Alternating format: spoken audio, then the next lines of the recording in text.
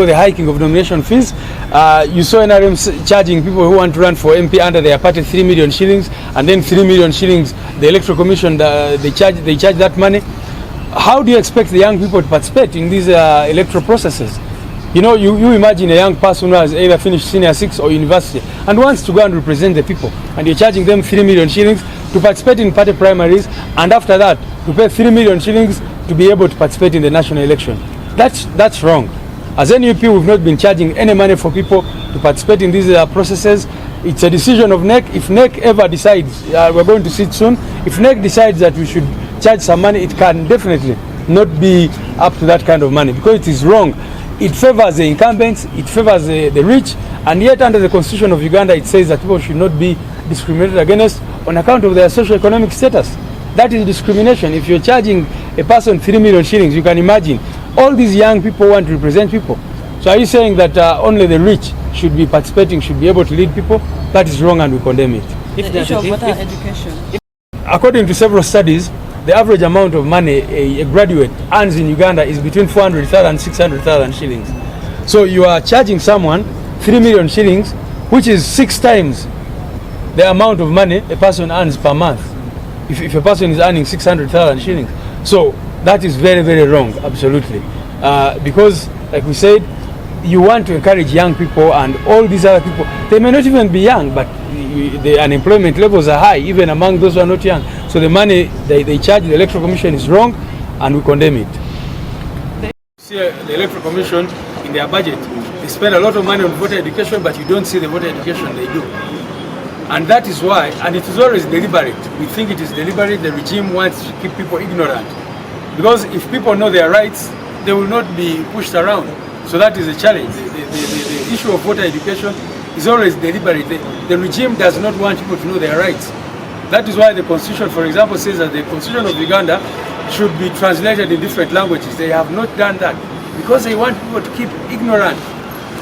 That is why in the last election, for example, you went to places like Kazo, Karamoja, and other places, people are being told that for the president, we have already voted for you, but you can only vote for an MP. And some people who are illegal, they'll be able to push back. So we think it is deliberate, always deliberate for the regime to keep people in the ground. Obaka chiva kalibadde kalwanirira bwenkanya ekizibu kya Uganda tulina bino bitongole byonna kakati oli mu ggwanga erina akakiiko ak'obwenkanya naye ng'olabira ddala eggwanga lyonna teri bwenkanya n'awamu. Kakati ensonga ze boogeddeko of course nkulu naffe zitukwatako.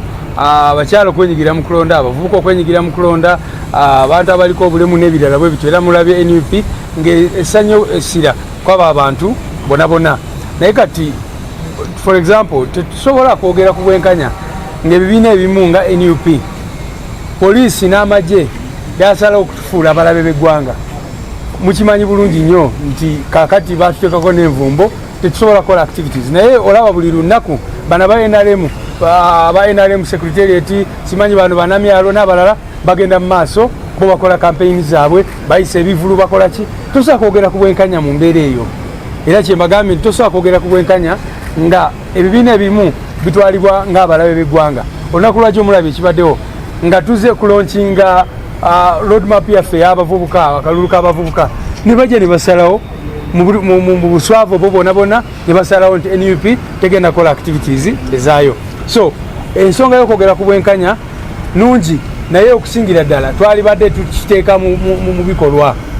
Ffenna bw'oboogera ku equal opportunities, ebibiina byonna bikirizibwe ku campaigninga, buli omu akirizibwe okutuuka eri abalonzi, okutuuka eri bannansi basalewo bwe baagala. Naye kakati bw'obeera awo ba Museveni balaba balisemba buli leero, enkya bali Mbale, olunaku olulala baliwa bayise ebivulu bakola ki? Of course bagula abantu ne basomba baase z'abantu ne bajja ne bayise ebivulu ne bakola ki? Naye ffe NUP ne batugamba nti tulowooza mugenda kubeera violent, simanyi tulowooza mugenda kukola ki? So ebyo byonna tubivumirira, bikolwa bya butiitizi, naye okusingira ddala tebiraga bwenkanya bonna mu ggwanga lyaffe. Of course kyanaku nawulira aba NRM sente ze balimisa, naye ne sente zennyini Electoral Commission zesaba abantu okwesimbawo nyingi nnyo era tuzivumirira. Tosobola gamba omuntu avudde mu university n'omusaba $3 million okwesimba kuba MP, kikyo botegeeza oyagala azigyewa. government ya Museveni elemeddwa okutekawo emirimu tegiriko. Kakati nolemesa bana abantu nemu wanika wagulu sente z'okwesimba. Kakati abainalemu bwe bagamba nti okwesimba primary zaabwe oyotaga milioni 3 oluvannyuma ate osasuleza electoral commission milioni endala 3 obwo bubbi bwerere. So fenga NUP ne bwe tuba wakuteekako muwendo tetuba kuteekawo sente zonna zonna naye nga bwe mukimanyi ebbanga lyonna lyonna tubadde tetukyajinga bantu sente naye nga bwe ngambye neeki yaffe egenda kutuula esalewo ku nsonga eyo naye ekyo nakyo kiba kyabwenkanya kubanga muba mulinga abagamba nti abagaga bokka be balina okwetaba mu kulonda oba bano ba incumbent kyova olaba kati ba incumbent bo baba bakyagala kubanga kibanguyira naye opportunities bwe tuba twogera ku opportunities kiba kirungi naddala abavubuka okubeera n'omukisa okuvaayo ne beesimba nga tebasabiddwa sente ezo zonna zonna. Genda mu voter education naye nobabuuza ani gwe basomesa nga tomulaba kubanga abantu bannayuganda baali badde bategeera kyova olaba ebintu bingi nnyo bibayitako era ng'omu bwayogedde awo mu kalulu akaggwa mwalaba nti mu disitulikiti ezimu abantu babagambanga nti mulonde MP aka president kawedde already. Ekyo kyali badde kivaawo singa voter education ebeerawo naye n'ekirala kyenjogeddeko obuzibu bwa Uganda si mateeka wabula impunity bwanantagambwako bwe buleese obuzibu ne bw'okyusa amateeka n'okola ki obwanantagambwako bweba bukyaliwo ebizibu byonna byonna bye tulaba bijagenda mu maaso. Concentrate so much on some of those negatives against the party, but I will take them as positives in the next presentations. I'll go first to the paper presented, and I want to thank you, Madam Chairperson, Madam, first of all, for inviting us and giving us a forum where we can interact with, for lack of a better word, foes and the nemesis. We need more of this interaction. For lack of a better word, we need more of these interactions, and maybe we should actually picture better to the public to reduce violence. The moment you portray yourself to the public as I can handle it all, I can do it all, please protest, stop it, you actually mirror what you want the public to do, and the ultimate is that the Machiavelli principle will come in. In the Machiavellian politics and philosophy, there is the state. There is a state. And that state should be accountable to all citizens, irrespective of whether citizens voted you or did not vote you. So the behavior of political leaders in a political party dispensation should be the first thing to be dealt with by EOC and religious bodies, to make them portray themselves as citizens who want to be leaders, to lead both their supporters and those who do not support them. The lack of that within some political parties is actually a precursor to violence. I want to say it very clearly. If you push yourself as a leading political party, we should not obey any law. The person who holds the country at that time must ensure that the citizenry are not affected by your potential violence. And when the person in charge of power protects the other people using other means, the end will justify the means. And I've had to put off 2 meetings so that I attend without disrupting this meeting by moving out and the press follow me and they come in. I'll not do that today, because this is a very important meeting. On page 2, I think page 4 of your presentation, you talk about establishing quotas for ethnic minorities. I think that is what NRM wants, because you find the IC. The IC are just 2,000 people, about 2,000, but they have representation in parliament. But then what the UPC elder said is what actually brings a disequilibrium. If you are going to represent all ethnic groups and all other groups in parliament, what is it you are going to do with that parliament? Because like he said, doctor said, there are 22 ethnic minorities. So first of all, they must have 22 members of parliament. But members of parliament are national leaders. I come from Tororo, where people wanted to create districts along ethnic lines. But ethnic multiplicity in Tororo has come to 78 multiplicities. So you'll destroy that country or that district by dividing it 78 times. So what was my potential position? My position was, let's take on government on affirmative action, which is not district dispensation. Let's take on government to say, we are a big district. Let's take on government on affirmative action, but which is not tied to district dispensation. Take on government on affirmative action, but not necessarily that affirmative action should be equated to creating districts and creating administrative units.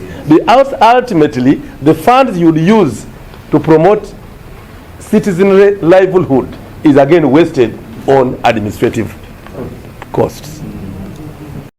Tororo City, there's Mulanda district, and there's a district yet to be named where I fall.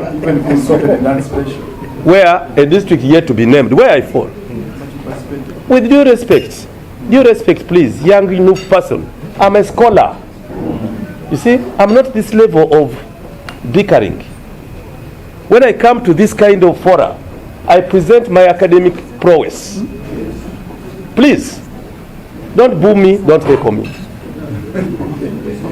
I'm not the chair of this meeting, but I must protect my indignity that I went to school up to where a degree cannot be given to me again. You are protected. So what I was saying, and this can be a thesis for any student, for masters or for PhD, district dispensation and multiplicity of administrative unit is not in itself a solution to marginalization. Because marginalization in Tororo is not there. I'll use Tororo. If the Ites of Tororo wanted a district because they are marginalized, Ites will have more districts where they can relate to for their cultural aspects, for their political pressure. From Soroti, Kapelebion, Katakuya, Moria, all those districts. Serere, where Aleso comes from. So what we now need to do as a country, as political parties, and following the elder UPC, what is representation all about? What is services near to the people all about? Services near to the people, I differed with my president even in that meeting, is not about creating a district in Kisoko.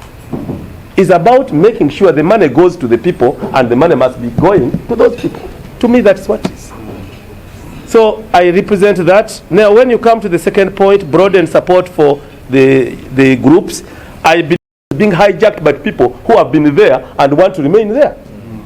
In NRM Women League, you'll find Lydia Wanyoto everywhere in this country because he wants to be there permanent. You know, you go to the youth, you'll find some youth who are beyond even the youth age want to remain there. You go to the PW and older persons, the same. So even when we create this as avenue for people who are not able, but what is the internal formation? Why don't we put there a rider that women who have been in parliament for 20 years representing districts should now go to constituencies for others to come up in districts? What is affirmative action within that? That to me is what we should do. Then you go to financial barriers. NRM charges nomination fees at different rates. For anyone who wants to be president is 20 million. Anyone who wants to be a parliamentarian is 3 million. After they have paid this money, the same party gives them money during campaign. Where do we get that money from? Partly from them. I'm a signatory of that account. Last electoral fall, we made 8 billion from expression of interest. I introduced this as the chair of the commission out of my Makerere experience. That you don't just come and pick Makerere admission letter without paying for it. Because you come, Makerere prints the paper, you pick, and you don't even appear again. You don't even come back. Now, I'm lucky that you are more experienced in NRM politics than me. Because me, I was in academia. In some constituencies, you would get 22 people aspiring for one position. Once we introduced a fee, Yes, it was unkind, but it narrowed down that competition. I brought it and argued and supported it. So NRM charges 3 million for parliament, but gives them 50 million for member of parliament for a district, and 40 for member of parliament for constituency, from 30 to 40. So where do we get that money? If we didn't charge this, NUP would say from consolidated fund. FDC would say you are stealing our money. We are saying we get this money from they. Like now, LOC ones have paid 10,000. Do you know? In one district, we have 421 aspirants for LOC 1 in the whole constituency. 421. And yet the constituencies have 52 villages. There are 421. Each has paid 10,000. Even when we wanted to limit, they think that is the beginning of government. They must be there. So we are doing some of these things mindful of what it is. And then know that I represent a political party here called NRM. I don't represent government because I'm not a prime minister of Uganda. I'm not a vice president. But I can speak to it because NUP is a political party. You cannot go on with chest thumping against a sitting government and you have it all. You cannot. Read the philosophies of Thomas Hobbes, 1588 to 1652. He writes about how the citizenry surrender their sovereign rights to the state once the state has a leader. I'm trying to help you. Because you are young, you can go to school. You cannot list your activities and you say you will not inform police. 3 days ago, that is Friday, I had to go to every police officer called DPC through a letter informing them that NRM has started the following activities in the districts. The Secretary General had to write a letter to all DPCs through the IGP that NRM has started mobilizing for structures. It will be between this up to 30th and election will be on 6th. We have done that. I'm also going to sign more letters today indicating even the officers in every district who are in charge of those elections, called district registrars. We are trying to say, if you find a district registrar doing this, don't think he's doing something contrary. We want to inform the country as the party in power. But you say we shall not write, it's our right. Rights are debatable, and rights cannot be seen in absence of security. Nope. Why is the party representing, why is the army represented in parliament? Read the preamble of the national constitution. The preamble. Anyone has it? Read the preamble of the national constitution. Secretary, I talked about the number. Listen to me. A country's history determines a country's political sequence. Every country has a history, and that history is always what determines what the political sequence is in that country. You are not Ghana. You don't live in the past. You are not Ghana. No, you can't forget history. And you made the constitution. With due respect, we must respect you. The preamble says, we the people of Uganda, having had a lot of this, I think chaos, something of the kind, mindful of that, we now say this. Every country's constitution is benchmarked in the country's history. And you cannot negate history, but you don't live in it. So the 10 representatives in the military are supposed to serve a sequence of 10 years. He asked me, that's how it was introduced. That's why I will go and ask, why are they